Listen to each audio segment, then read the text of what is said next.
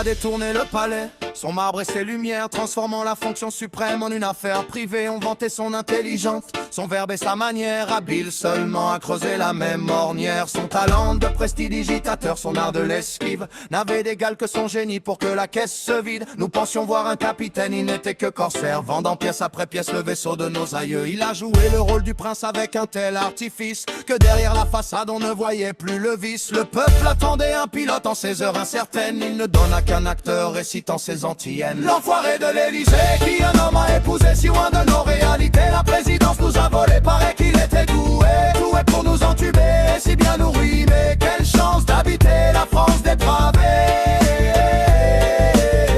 Nos aïeux dans leur tombe vont se retourner.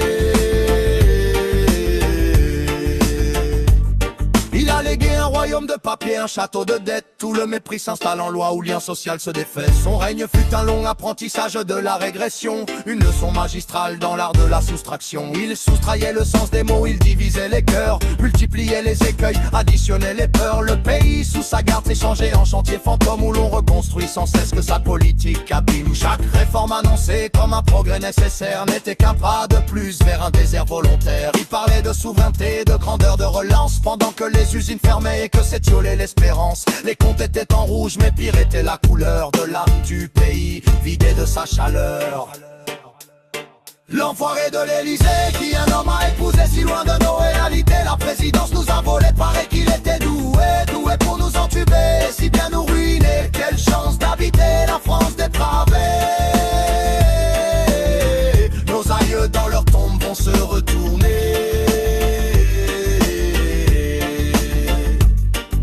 Compétence unique, son savoir-faire absolu fut de toujours prendre, jamais de donner. Expert en contre-vérité, architecte du sable, il bâtissait des discours qui s'effondraient sous le fardeau du réel. La promesse s'est évaporée, l'horizon s'est voilé, ne reste que les comptes en rouge et l'avenir hypothéqué.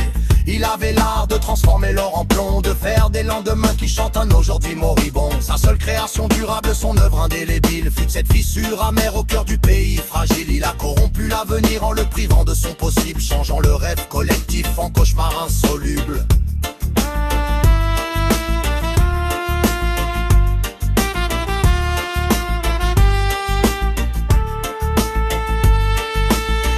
Bilan sonne, froid et sans ornement. Il s'en va par la grande porte, nous laissant le décompte. L'addition est salée, elle couvre tout le territoire du petit commerce qui meurt à l'hôpital en pénurie. Il laisse une terre plus sèche, un ciel plus bas, un peuple éteint, une république qui boite serrant son drapeau incertain. Son ultime tour de passe, son chef-d'œuvre final aura été de disparaître en emportant tout idéal. Derrière lui le silence étourdissant des promesses rompues, le goût de cendre des victoires jamais concrètement perçues. Il part avec les honneurs dus à la fonction illusoire, nous restons avec la facture et cette mémoire noire. Le mandat est terminé, mais la marque demeure, une entaille profonde dont l'avenir aura peur.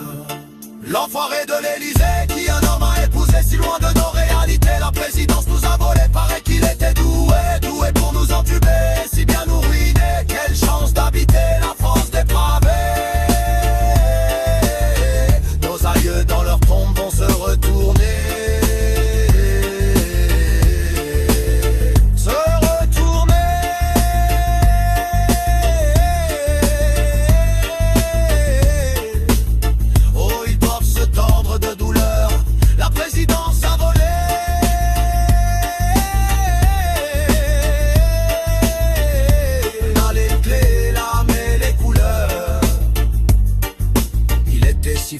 Si fort pour le vide et le leur, France dépravée, c'est l'épitaphe de cette heure. Tout ce qui fut bâti patiemment, pierre après pierre, s'est dissipé dans le vent mauvais de cette ère. La tombe des ancêtres est devenue un volcan, et la lave qui monte, c'est notre honte à tous maintenant. Le palais reste debout, mais vidé de sa légende, gardant ses murs l'écho de cette descente. Les portraits sur les murs semblent tombés d'un volcan.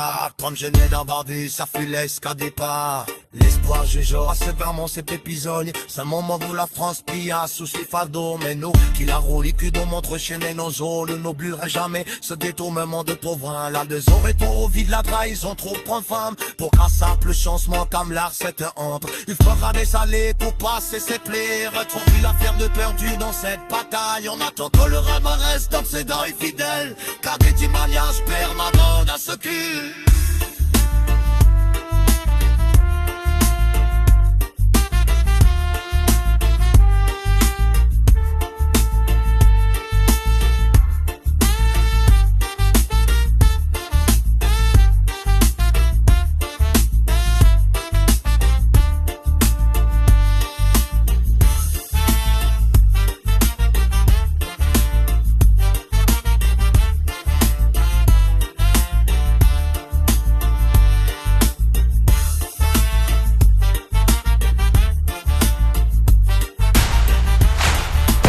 Radio Frexit. La parole reprend sa place.